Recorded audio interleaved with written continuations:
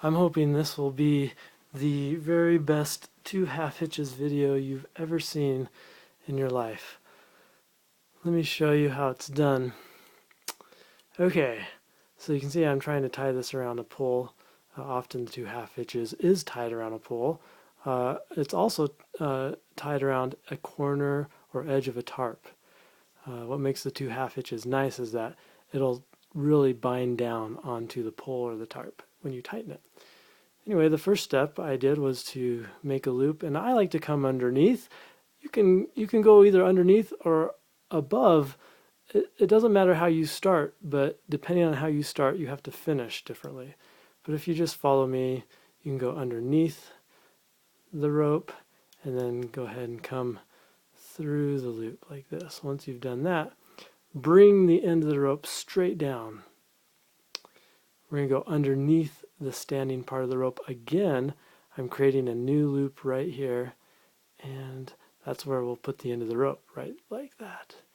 Okay, and then you tighten it nicely, and oh my goodness, if any of you know your clove hitch, what does that look like? Oh, I just said the answer. It's a clove hitch, but it's a clove hitch tied around the rope. Whoa, that's crazy. So that's what it should look like. The way I like to think of it is, I call this a little loop right here.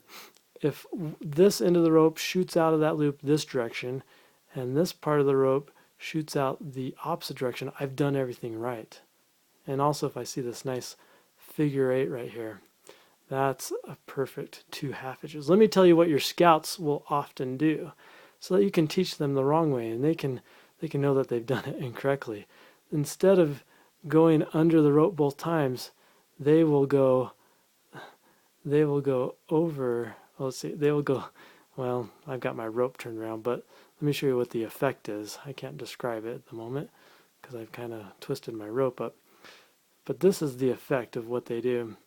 And it looks like a pretty good knot to me. And they'll try to convince you of the same. Scoutmaster, that looks like a great knot, right? I did it right, didn't I? Nah, sorry, you got to try it again.